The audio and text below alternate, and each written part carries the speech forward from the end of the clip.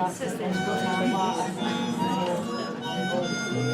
I'm catching to it, you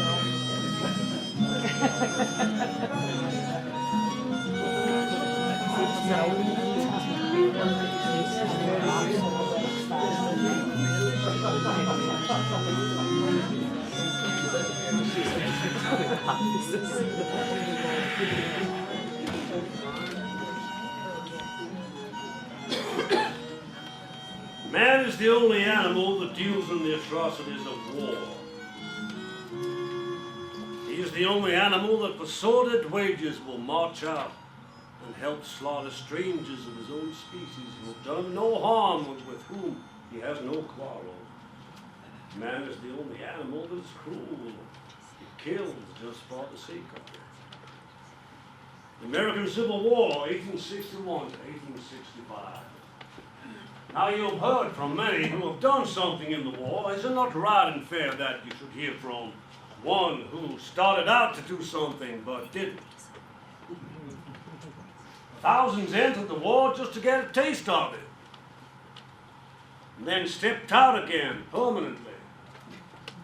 These, by the very numbers, are respectable and deserve a sort of voice.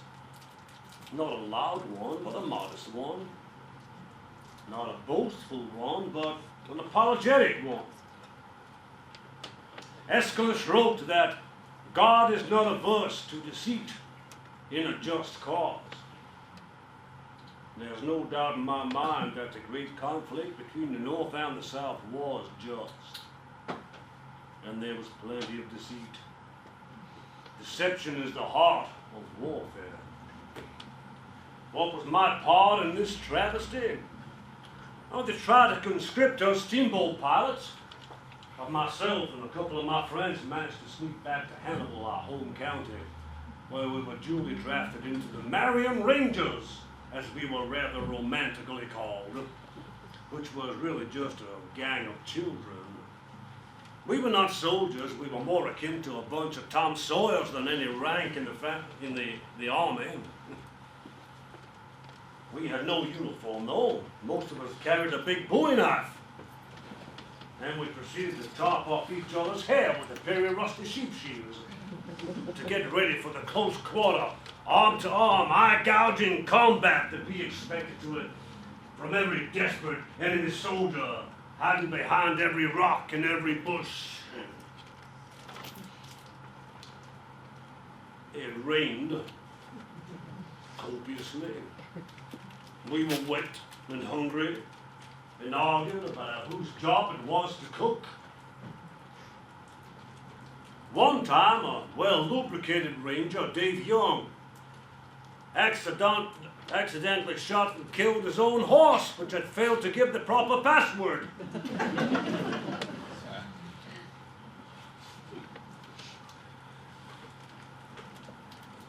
Our time together was idly delicious for a while. It was perfect, no war to mar it. Then one night, we heard that the Union forces were advancing. We lay in wait. Presently, a muffled sound reached our ears. We recognized it as the hoofbeats of a horse or horses. And right away a figure appeared, a man on horseback. He could have been made out of smoke. There was such little detail, sharpness of outline. It seemed to me like there were others behind him. We held our guns. I pushed mine through a crack between the logs. I was dazed with fright. I had no idea what I was doing. Someone shouted, "Fire!" I pulled the trigger.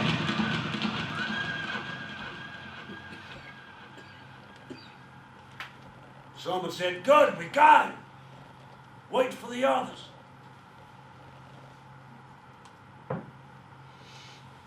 The others did not come.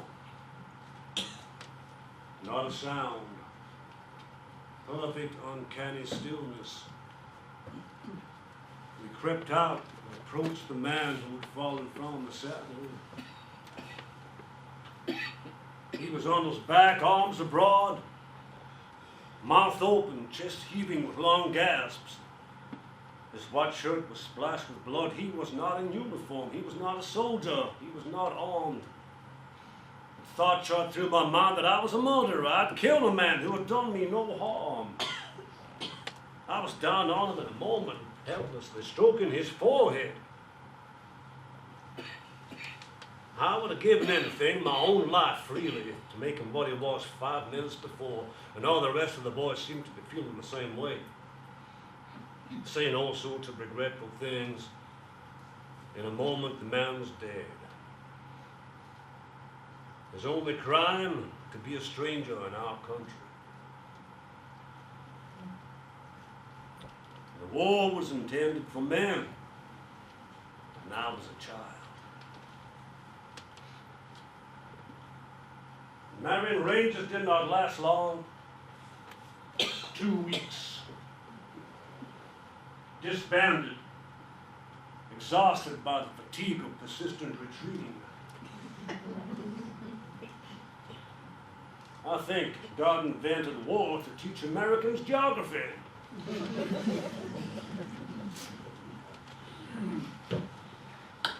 Man's inhumanity to man makes countless thousands mourn. Robert Burns, 1784.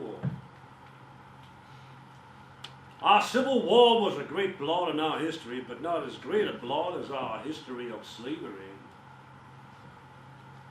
In my schoolboy days, I had no aversion to slavery. I was not aware there was anything wrong with it. No one arraigned it in my hearing. The local newspapers said nothing against it. The local pulpit taught us that God approved of it, that it was a holy thing. And the doubter need only look in the Bible to settle his mind, and the texts were read aloud to us to make the matter sure. If there were any passages in the Bible that said against slavery, they were not quoted by our pastors. I wonder how they could lie so. Result of practice, no doubt. Now, after my sojourn into the war with the schoolboy army, I traveled west with my older brother, Orion, who had been given a job in a government post in Nevada. And he offered me the job of being his private secretary. I was a full 27 years old, and I'd never been away from home, and the word travel had a seductive charm on me. And I dreamt of the mountains and plains and deserts of the far west. I dreamt of buffalo and Indians and great adventures and antelopes and prairie dogs and many great adventures. I was armed to the teeth with a pitiful little Smith & Wesson 7-shooter, which took a ball like a homeopathic pill. Took a whole 7 to make an adult dose. I thought it was grand. It seemed to me to be a dangerous weapon. Only had one fault. You cannot hit anything with it.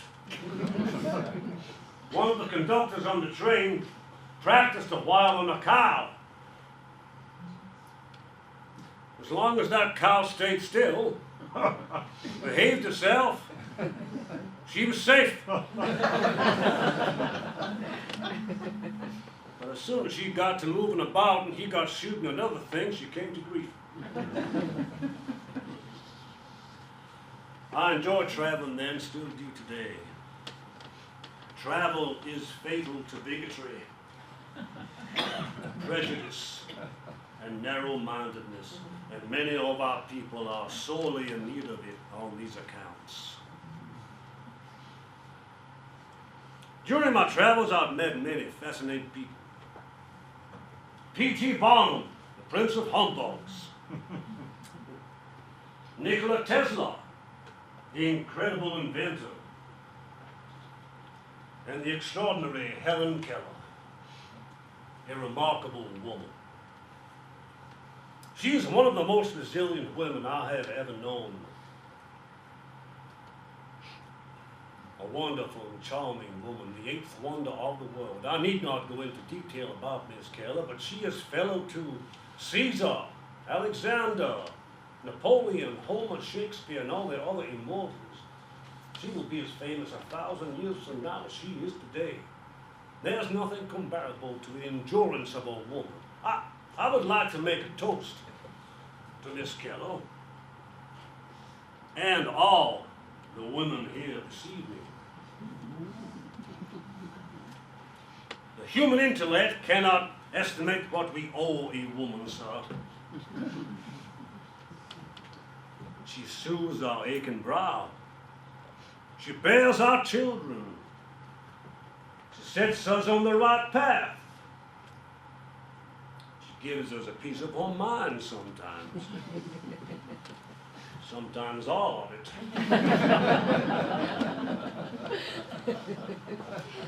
Look at the noble names in history. Look at Cleopatra. Look at Florence Nightingale, Joan of Arc, Lucretia Borgia. Suppose we let Lucretia slide. To women everywhere.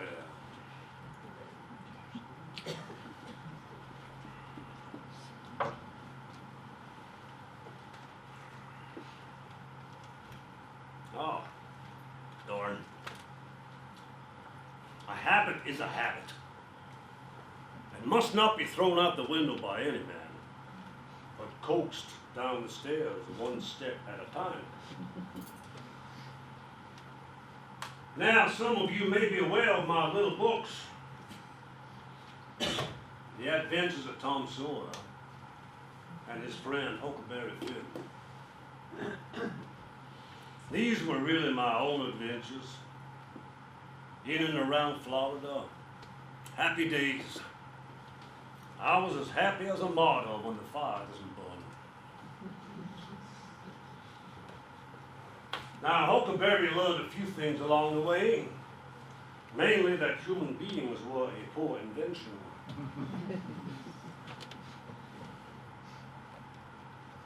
Huck narrates his own story.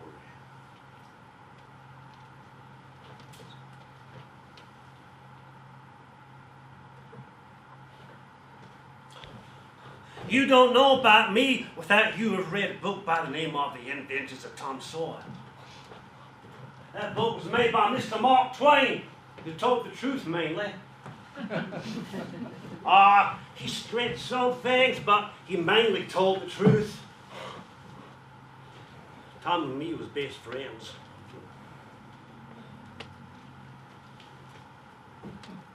One time Tom got up, he was a natural leader, had a great imagination.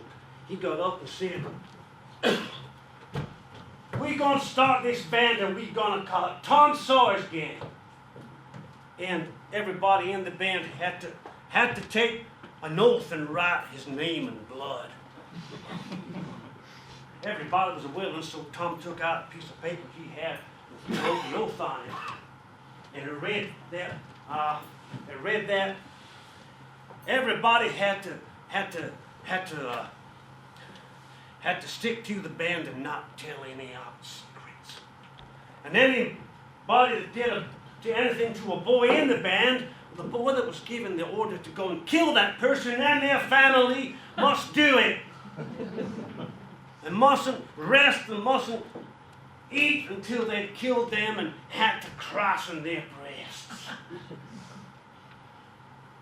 Everybody thought it was a real beautiful oath. And as Tom, if he got it out of his own head, he said, well, some of it. But mostly it was out of robbers' books and pirate books. And then he said, we weren't going to be robbers. We were going to be highwaymen. And we were going to stop stages and carriages on the road, kill people and take their watches and money. We'd have masks on. And sometimes we'd take them back to the cave to be ransomed. Ben Rogers asked Tom what ransomed meant, and Tom said he didn't know. But that's what they did. He'd seen it in the book, so that's what we had to do. Trouble was, we didn't know how to do it. We didn't know what it was. Then Ben Rogers, then Tom said perhaps it means if we take them back to the cave to be ransomed, then we take them back to the cave until they're dead. Ben Rogers said, oh, bothersome lot they will be too, eating everything up, always trying to get loose. Why can't a fella just take a club and ransom them when they get here? and then he asked if we kill the women too. And Tom said, Ben Rogers, if I was as ignorant as you, I wouldn't let on. Kill the women? No, nobody kills the women. Nobody ever seen anything like that in the books. Now you're as polite as pie to them. And you fetch them to the cave, and by and by they fall in love with you. Never want to go home no more. Ben Rogers didn't take no stock in it. They said, pretty soon the cave will be so filled up with women and men waiting to be ransomed, there won't be any room for the robbers. After that, he kept quiet and we all went home. Pat, my Pat, I've been away for more than a year, and that was comfortable for me. But he came back. He didn't like the way I was being civilized by the widow Douglas who'd adopted me. One night I went up to my room and here sat Pat. His hair was black and tangled and greasy and hung down and you could see his two eyes shining through it like he was behind the vines. It was all black, no gray, just like his messy mixed up whiskers. There wasn't no color in his face where his face showed, just white. Not like another fellow's white, but like a white that will make a body sick. White that will make a body's flesh crawl, a tree-toed white, fish belly white. His clothes are just rags, that's all. He had one ankle on the knee, and the boot in that foot was busted, and two toes stuck out front. He was working on them now and then. I stood looking at him. He sat looking at me. Start your clothes. Very. You think you're a good deal of a big bug around here, don't you? Maybe I am, maybe I ain't. Don't give me none of your lip! I'll take you down a peg or two before I'm done with you. Civilized, too, educated, too. You can read and write. And you think you're better than your father because he came? I'll take it out of you. Now look here. You drop that school, you hear? I'll learn people to bring up a boy and have heirs over his own father, let on he be better than he is. You let me fool you around that school again, do you hear? Ah! Your mother couldn't read. She couldn't write neither before she died. None of the old family could before they died, and I can.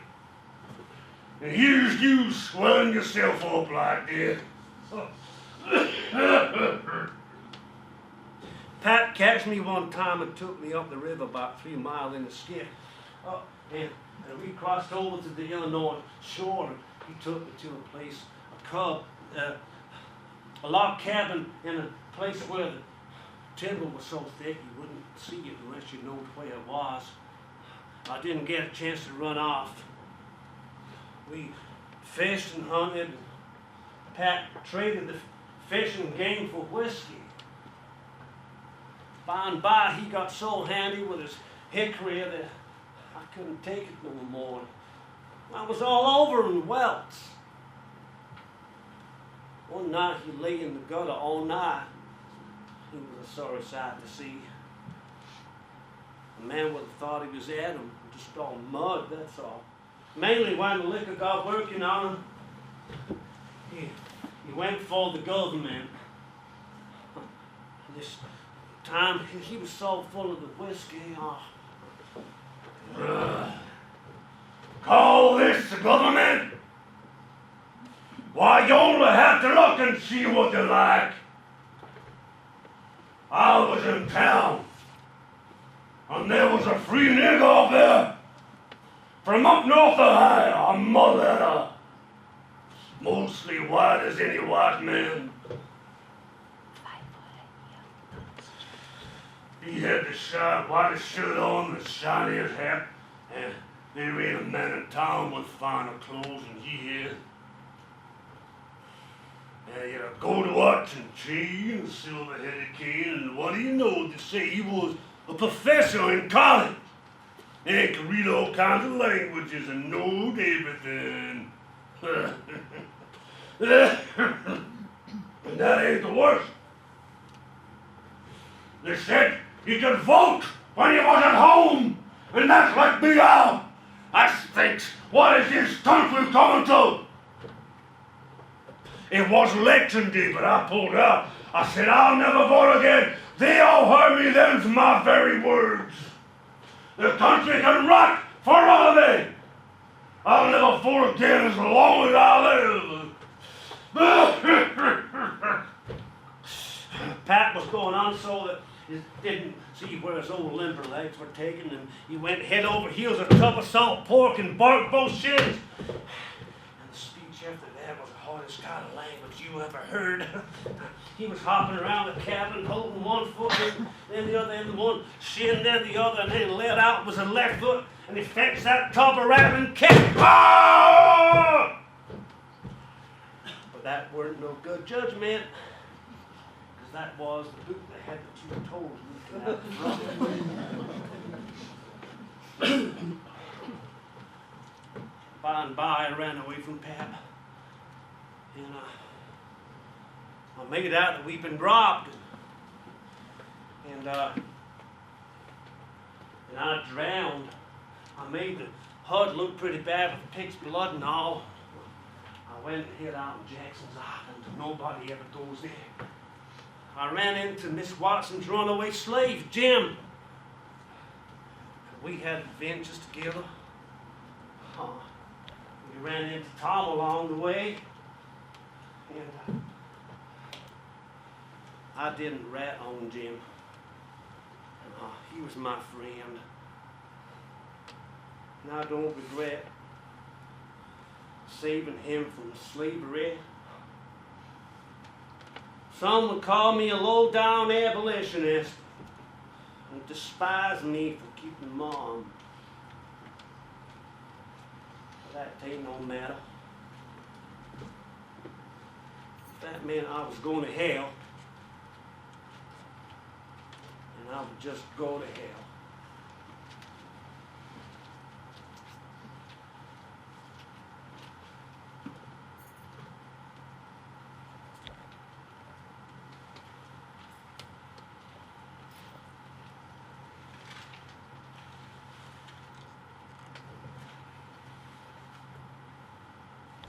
A classic. A book which people praise but do not read.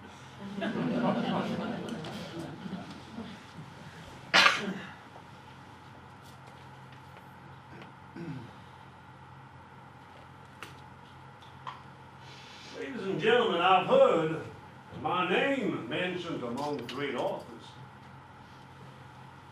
And I'm sorry to hear that. They have a habit of dying off.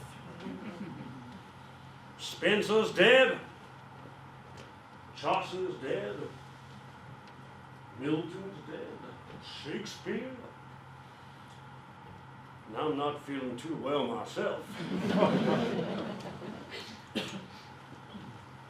I came in with Halley's Comet. The Almighty no doubt has said, These are two unaccountable freaks. They came in together, they must go out together. The comet will return, I shall not. I look forward to that day. I do not fear death. I've been dead for billions and billions of years before I was born. I did not suffer the slightest inconvenience from it. Oh, death, where's thy sting? It has none, but life has. Now, in my time on this earth, I've learned many things. And before I retire this evening, my friends, I would like to leave you with some words of wisdom.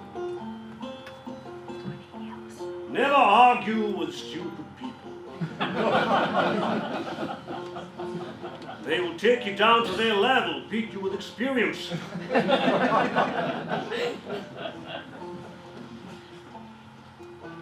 If in doubt, tell the truth. If you tell the truth, you don't have to remember anything. Two most important days in your life are the day you were born and the day you find out why.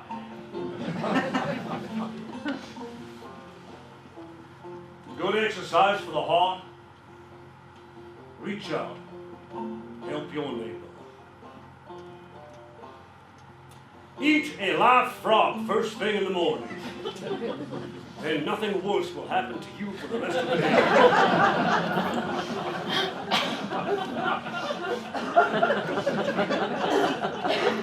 Age is an issue of mind over matter. If you don't mind, it doesn't matter. So brief is life that there's no time for bickerings, apologies, heartburnings, callings to account. There's only time for loving, and but an instant, so to speak, for that. Let us live, so that when we die, even the undertaker will be sorry. And with these thoughts, my fellow travelers, I will bid you good night. I'm now going to be reacquainted with my old friend. Safe journeys.